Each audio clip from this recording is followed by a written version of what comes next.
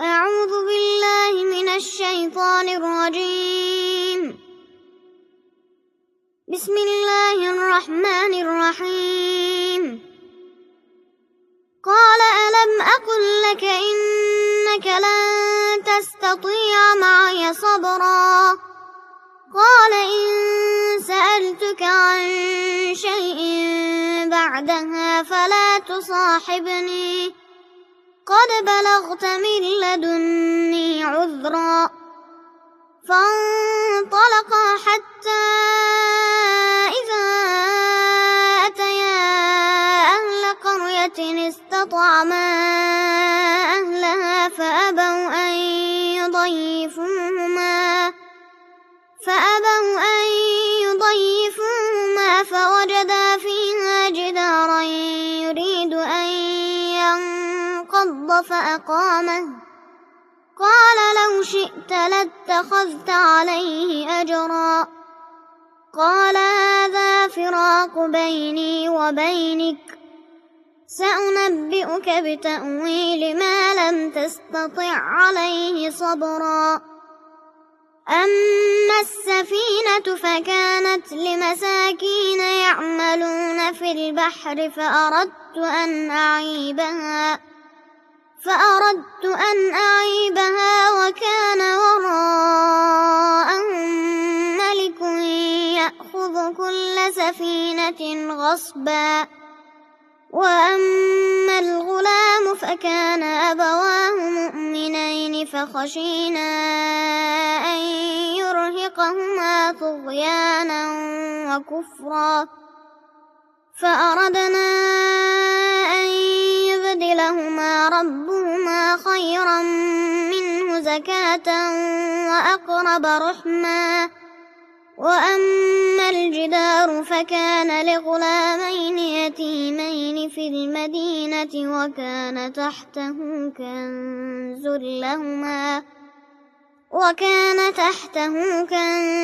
لهما وكان أبوهما صالحا فأراد ربك أن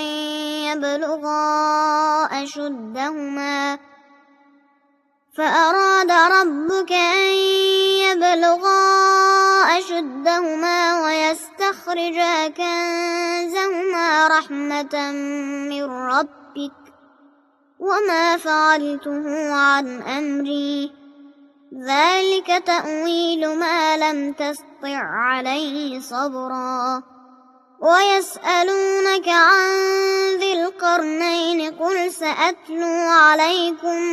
منه ذكرا إنا مكنا له في الأرض وآتيناه من كل شيء سببا فأتبع سببا حتى إذا بلغ مغرب الشمس وجدها تغرب في عين حمئة ووجد عندها قوما قلنا يا ذا القرنين إما أن تعذب وإما أن تتخذ فيهم حسنا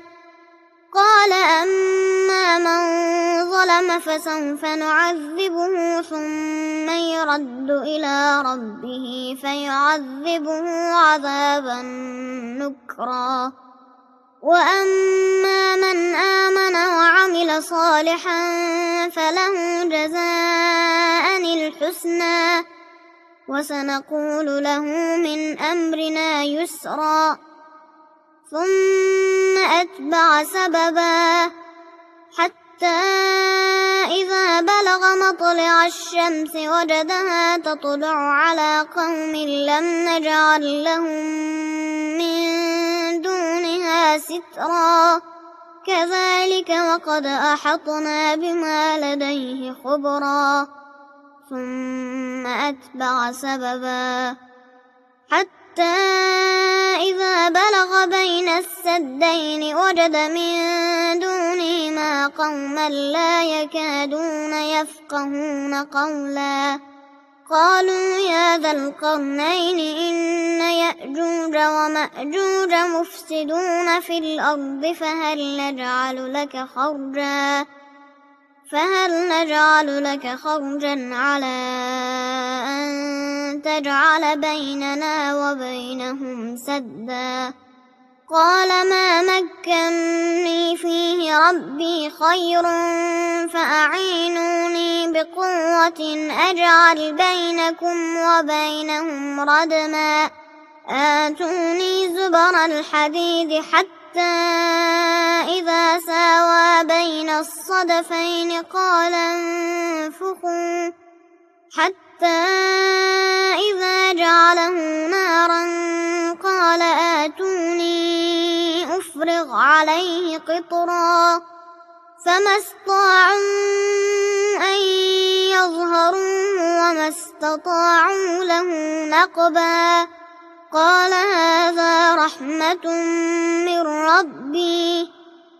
فإذا جاء وعد ربي جعله دكاء وكان وعد ربي حقا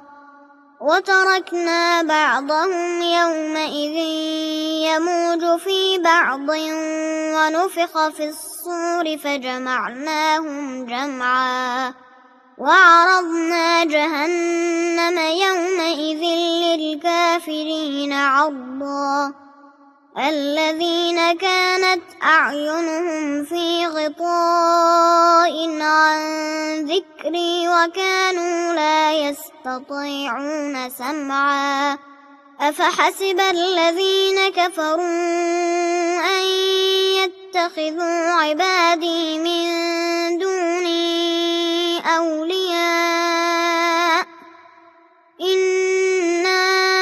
أعتدنا جهنم للكافرين نزلا قل هل ننبئكم بالأخسرين أعمالا الذين ضل سعيهم في الحياة الدنيا وهم يحسبون أنهم يحسنون صنعا أولئك الذين كفروا بآيات ربهم ولقائه فحبطت أعمالهم فلا نقيم لهم يوم القيامة وزنا ذلك جزاؤهم جهنم بما كفروا واتخذوا آياتي ورسلي هزوا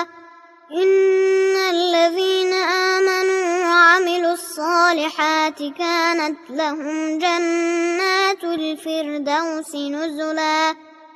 خالدين فيها لا يبغون عنها حولا قل لو كان البحر مدادا لكلمات ربي لنفد البحر قبل أن تنفد كلمات ربي ولو جئنا بمثله مددا قل إنما أنا بشر مثلكم يوحى إلي أنما إلهكم إله واحد فمن كان يرجو لقاء ربه فليعمل عملا صالحا ولا يشرك بعبادة ربه أحدا بسم الله الرحمن الرحيم كافها يا عين صاد ذكر رحمة ربك عبده زكريا إذ نادى ربه نداء خفيا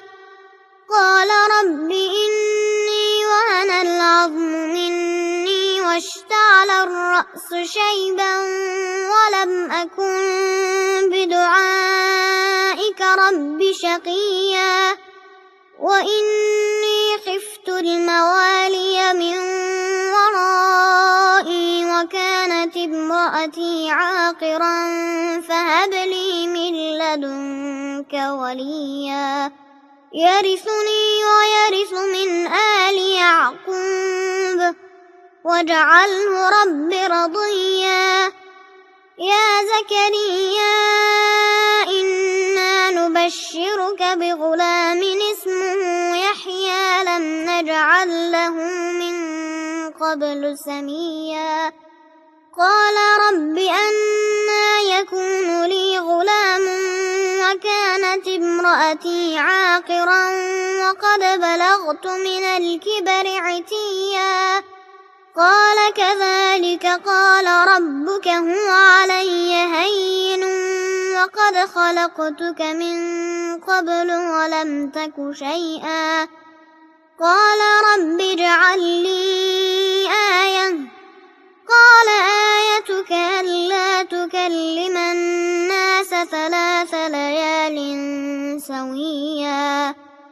فخرج على قومه من المحراب فأوحى إليهم أن سبحوا بكرة وعشيا يا يحيى خذ الكتاب بقوة وآتيناه الحكم صبيا وحنانا من لدنا وزكاة وكان تقيا وبرا بوالديه ولم يكن جبارا عصيا وسلام عليه يوم ولد ويوم يموت ويوم يبعث حيا واذكر في الكتاب مريم إذ انتبذت من أهلها مكانا شرقيا فاتخذت من دونهم حجابا فأرسلنا إليها روحنا فتمثل لها بشرا سويا قالت إني أعوذ بالرحمن منك إن كنت تقيا قال إنما أنا رسول ربك لأهب لك غلاما زكيا قالت أنى يكون لي غلام ولم يمسسني بشر ولم أك بغيا قال كذلك قال ربك هو علي هين ولنجعله آية للناس ورحمة منا وكان أمرا مقضيا فحملته فانتبذت به مكانا قصيا فأجاءها المخاض إلى جذع النخلة قالت يا ليتني مت قبل هذا وكنت نسيا منسيا فناداها من تحتها ألا تحزني قد جعل ربك تحتك سريا وهزي إليك بجذع النخلة تساقط عليك رطبا جنيا فكلي واشربي وقري عينا فإما ترين من البشر أحدا فقولي إني نذرت للرحمن صوما فلن أكلم اليوم إنسيا فأتت به قومها تحمله قالوا يا مريم لقد جئت شيئا فريا يا أخت هارون ما كان أبوك امرأ سوء وما كانت أمك بغيا فأشارت إليه قالوا كيف نكلم من كان في المهد صبيا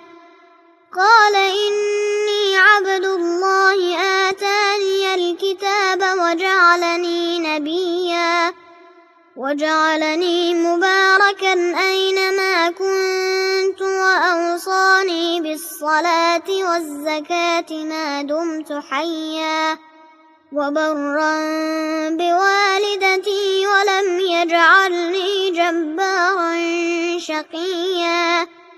والسلام علي يوم ولدت ويوم أموت ويوم أبعث حيا ذلك عيسى بن مريم قول الحق الذي فيه يمترون ما كان لله أن يتخذ من ولد سبحانه إذا قضى أمرا فإنما يقول له كن فيكون وإن الله ربي وربكم فاعبدوه هذا صراط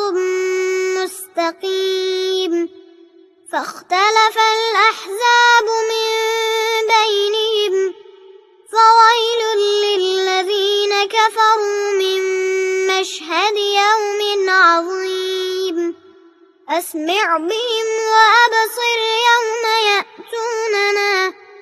لكن الظالمون اليوم في ضلال مبين وأنذرهم يوم الحسرة إذ قضي الأمر وهم في غفلة وهم لا يؤمنون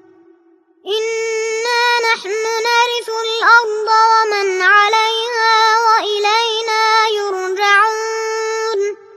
واذكر في الكتاب إبراهيم إنه كان صديقا نبيا إذ قال لأبيه يا أبت لم تعبد ما لا يسمع ولا يبصر ولا يغني عنك شيئا يا أبت إني قد جاءني من العلم ما لم يأتك فاتبعني أهدك صراطا سويا يا أبت لا تعبد الشيطان إن الشيطان كان للرحمن عصيا يا أبت إني أخاف أن يمسك عذاب من الرحمن فتكون للشيطان وليا قال أراغب أنت عن آلهتي يا إبراهيم لئن لم تنته لأرجمنك واهجرني مليا قال سلام عليك سأستغفر لك ربي إنه كان بي حفيا وأعتزلكم وما تدعون من دون الله وأدعو ربي عسى ألا أكون بدعاء ربي شقيا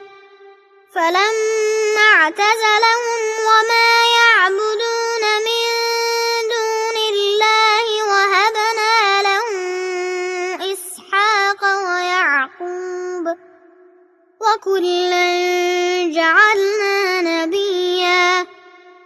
ووهبنا لهم من رحمتنا وجعلنا لهم لسان صدق عليا واذكر في الكتاب موسى إنه كان مخلصا وكان رسولا نبيا وناديناه من جانب الطور الأيمن وقربناه نجيا ووهبنا له من رحمتنا أخاه هارون نبيا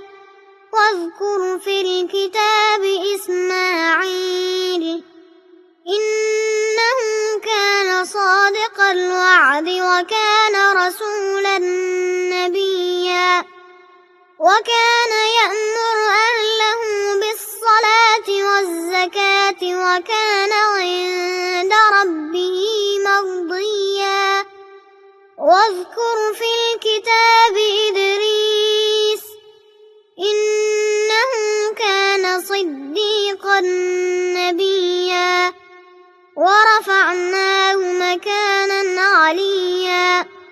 أولئك الذين أنعم الله عليهم من النبيين من ذرية آدم وممن حملنا مع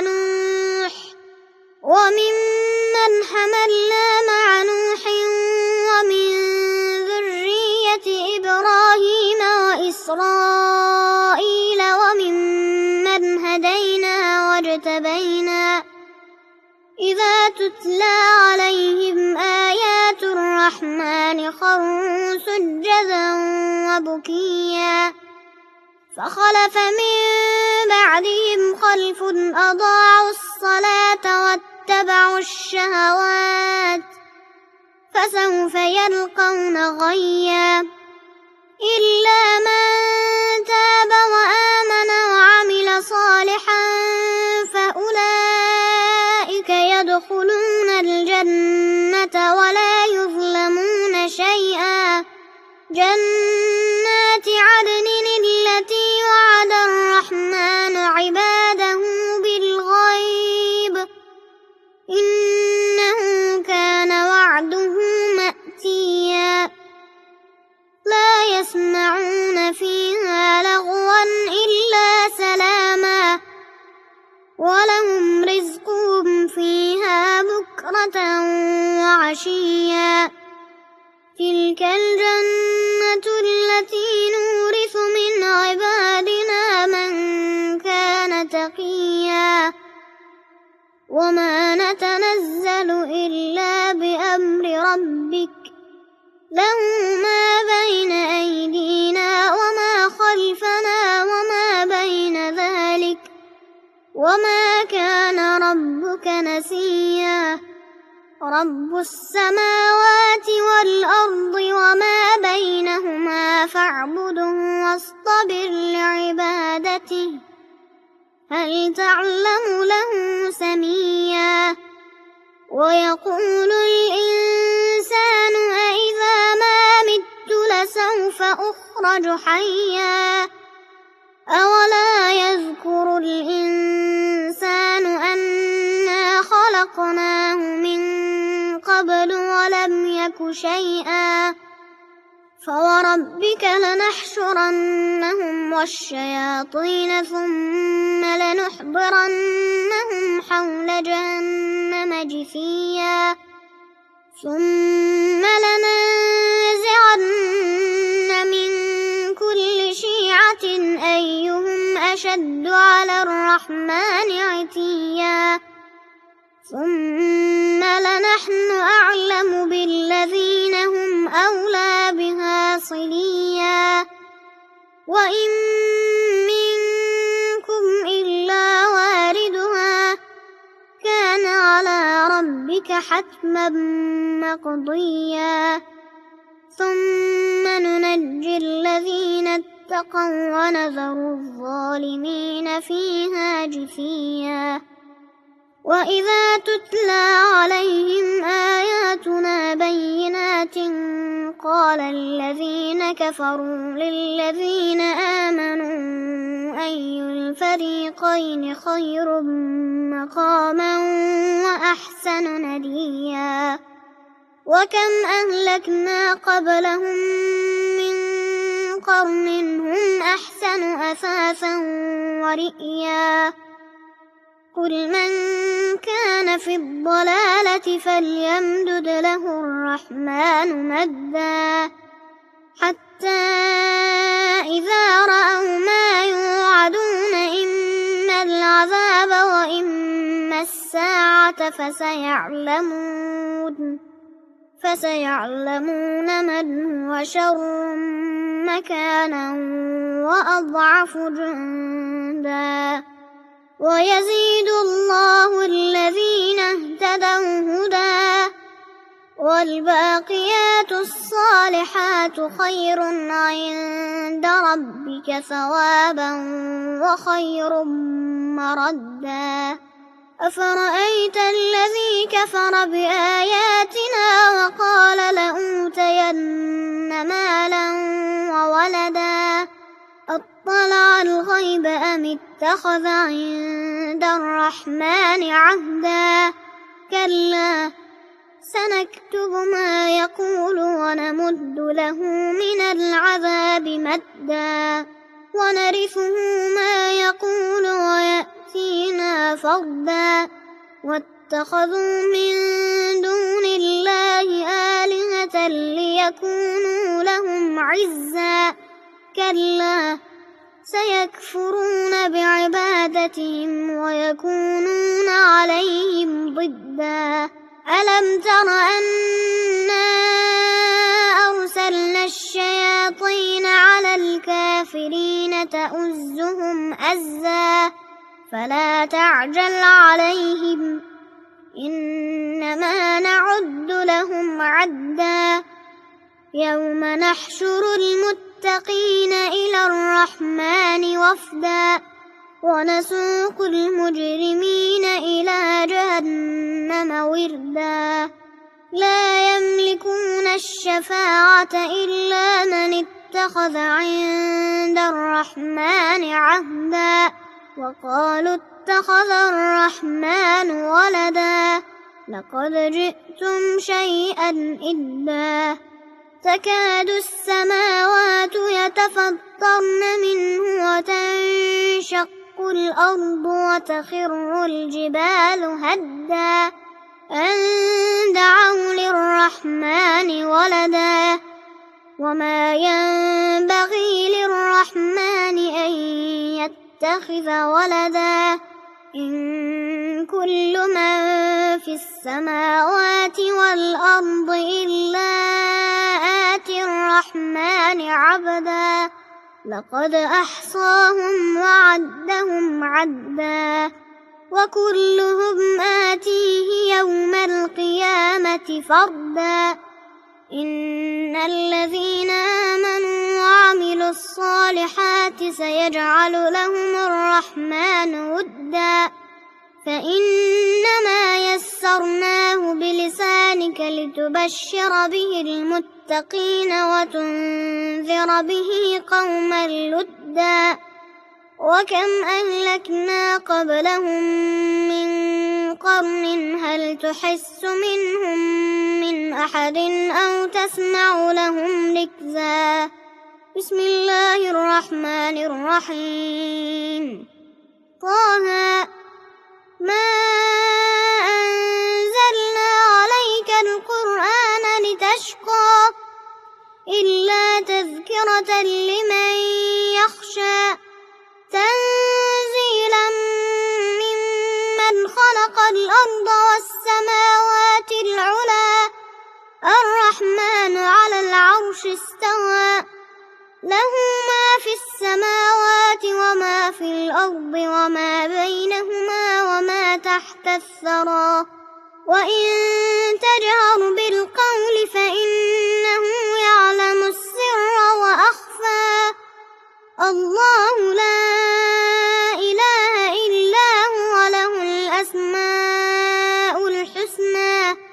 وهل أتاك حديث موسى إذ رأى نارا فقال لأهلهم كثوا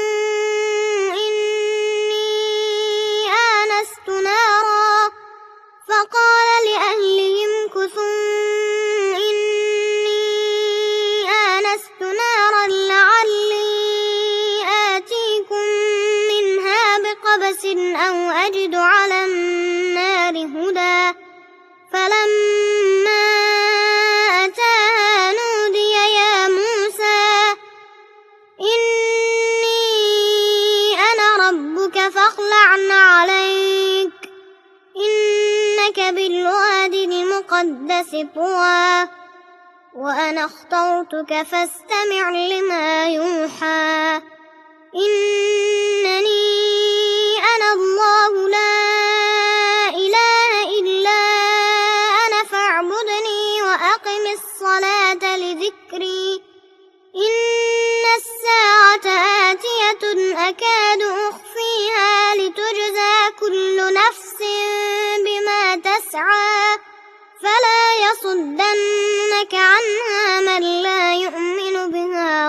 واتبع هواه فتردى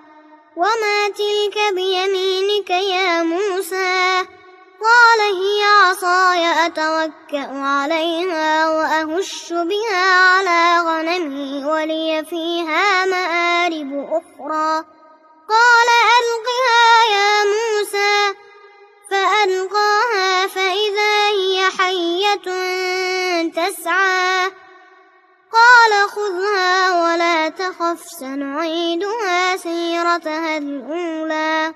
واضمم يدك إلى جناحك تخرج بيضاء من غير سوء آية أخرى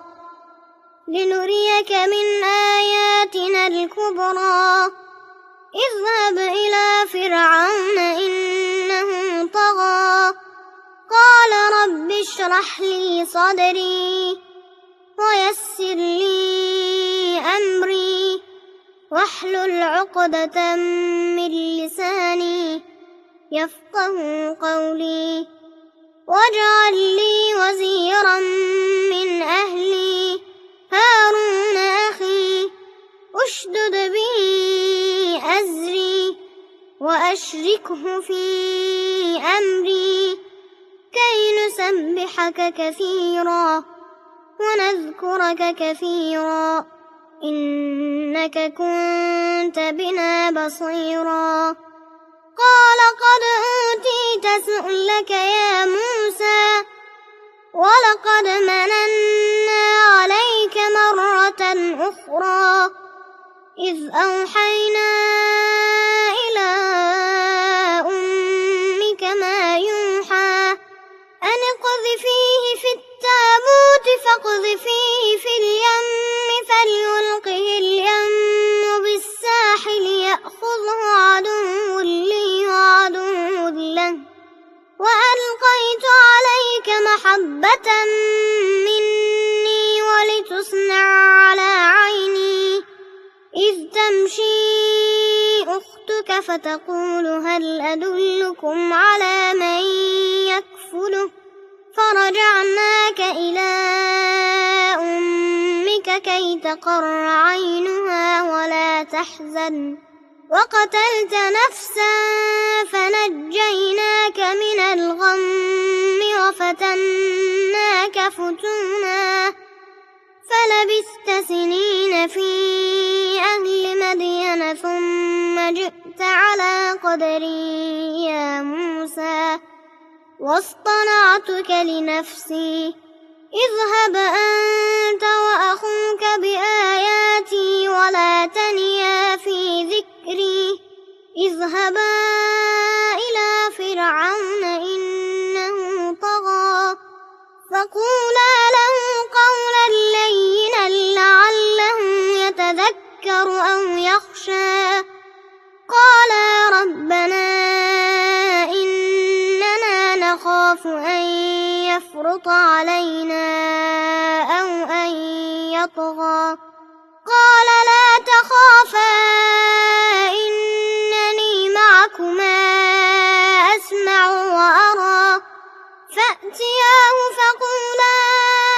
إنا رسولا ربك فأرسل معنا بني إسرائيل ولا تعذبهم قد جئناك بآية من ربك والسلام على من اتبع الهدى إنا قد أوحي إلينا أن العذاب على من كذب وتولى قال فمن ربكما يا موسى قال ربنا الذي أعطى كل شيء خلقه ثم هدى قال فما بال القرون الأولى قال علمها عند ربي في كتاب لا يضل ربي ولا ينسى الذي جعل لكم الأرض مهدا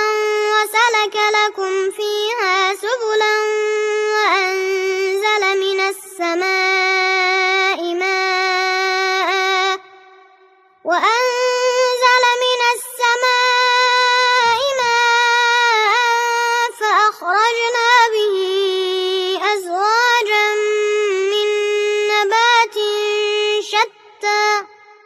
كلوا وارعوا أنعامكم إن في ذلك لآيات لأولي النهى منها خلقناكم وفيها نعيدكم ومنها نخرجكم تارة أخرى ولقد أريناه آياتنا كلها فكذب وأبى قال أجئتنا لتخرجنا من أرضنا بسحرك يا موسى فلنأتينك بسحر مثله فاجعل بيننا وبينك موعدا لا نخلفه نحن ولا أنت مكانا سوى قال موعدكم يوم الزينة وأن يحشر الناس ضحى فتولى فرعون فجمع كيده ثم أتى قال لهم موسى ويلكم لا تفتروا على الله كذبا فيسحتكم بعذاب وقد خاب من افترى فتنازعوا أمرهم بينهم وأسروا النجوى قالوا إن هذان لساحران يريدان أن يخرجاكم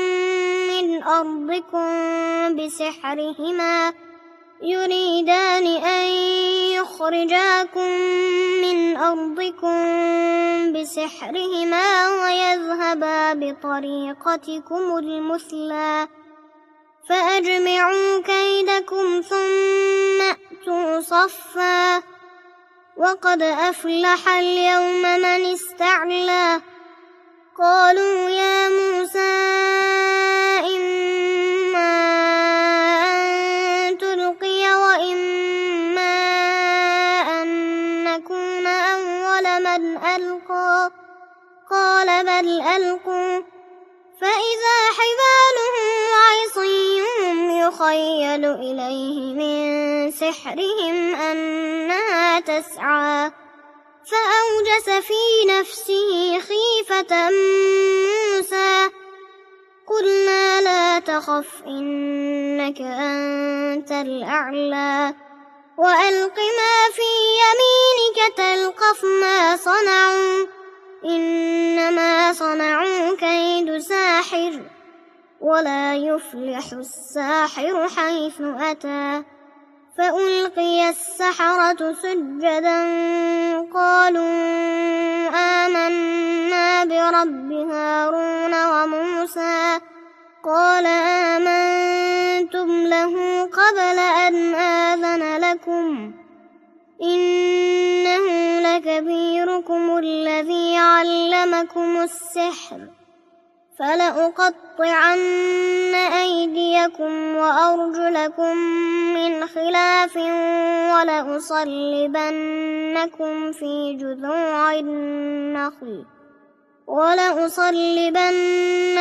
في جذوع النخل ولتعلمن أينا أشد عذابا وأبقى قالوا لن نؤثرك على ما جاءنا من البينات والذي فطرنا فاقض ما أنت قاض إنما تقضي هذه الحياة الدنيا إنا آمنا بربنا ليغفر لنا خطايانا وما أكرهتنا عليه من السحر والله خير وأبقى إنه من يأت ربه مجرما فإن له جهنم لا يموت فيها ولا يحيا ومن يأته مؤمنا قد وقد عمل الصالحات فأولئك لهم الدرجات العلى جنات عدن تجري من تحتها الأنهار خالدين فيها وذلك جزاء من تزكى ولقد أوحينا إلى موسى أن أسر بعبادي فاضرب لهم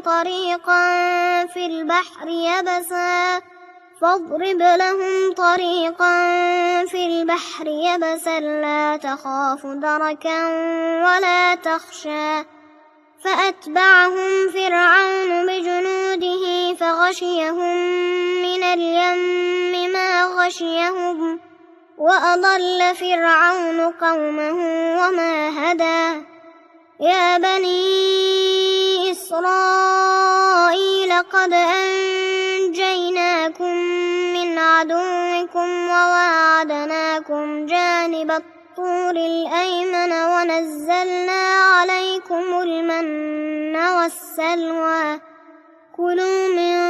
طيبات ما رزقناكم ولا تطغوا فيه فيحل عليكم غضبي ومن يحلل عليه غضبي فقد هوى وإني لغفار لمن تاب وآمن وعمل صالحا ثم اهتدى وما أعجلك عن قومك يا موسى قال هم أولئك على أثري وعجلت إليك رب لترضى قال فإنا قد فتنا قومك من بعدك وأضلهم السامري فرجع موسى إلى قومه غضبان أسفا قال يا قوم ألم يعدكم ربكم وعدا حسنا أفطال عليكم العهد أم أردتم أن يحل عليكم غضب من ربكم فأخلفتم موعدي قالوا ما أخلفنا موعدك بملكنا ولكننا حملنا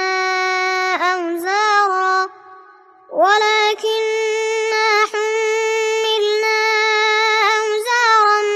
من زينة القوم فقذفناها فكذلك ألقى السامري فأخرج لهم عجلا جسدا له خوار فقالوا هذا إلهكم وإله موسى فنسي أفلا يرون ألا يرجع إليهم قولا ولا يملك لهم ضرا ولا نفعا ولقد قال لهم هارون من قبل يا قوم إنما فتنتم به وإن ربكم الرحمن فاتبعوني وأطيعوا أمري قالوا لن نبرح عليه عاكفين حتى يرجع إلينا موسى قال يا هارون ما منعك إذ رأيتهم ضلوا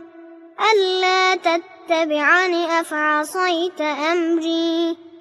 قال يا ابن أم لا تأخذ بلحيتي ولا برأسي إني خشيت أن تقول فرقت بين بني إسرائيل ولم ترقب قولي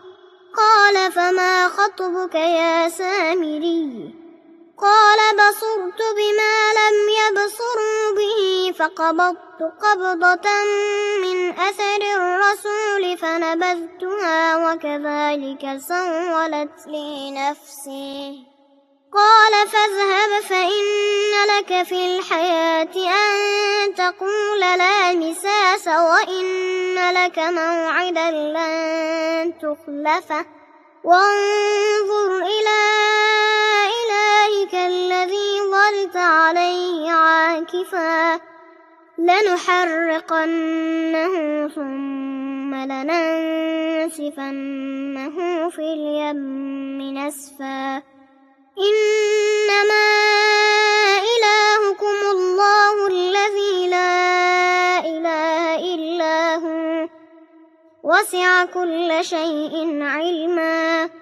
كذلك نقص عليك من أنباء ما قد سبق وقد آتيناك من لدنا ذكرا من أعرض عنه فإنه يحمل يوم القيامة وزرا خالدين فيه وساء لهم يوم القيامة حملا يوم ينفخ في الصور ونحشر المجرمين يومئذ زرقا يتخافتون بينهم إن لبثتم إلا عشرا نحن أعلم بما يقولون إذ يقول أمثلهم طريقة إن لبثتم إلا يوما ويسألونك عن الجبال فقل ينسفها ربي نسفا فيذرها قاعا صفصفا لا ترى فيها عوجا ولا أمتا يومئذ يتبعون الداعي لا عوج له وخشعت الأصوات للرحمن فلا تسمع إلا همسا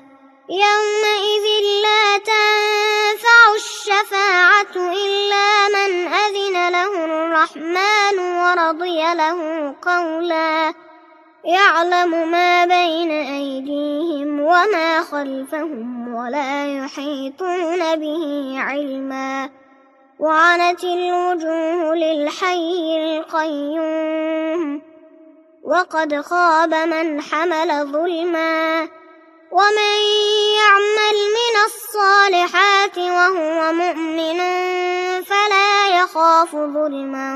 ولا هضما وكذلك أنزلناه قرآنا عربيا وصرفنا فيه من الوعيد لعلهم يتقون أو يحدث لهم ذكرا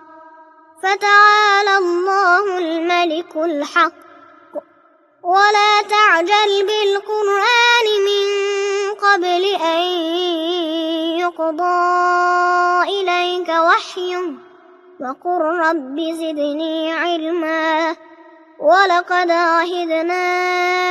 إلى آدم من قبل فنسي ولم نجد له عزما وإذ قلنا للملائكة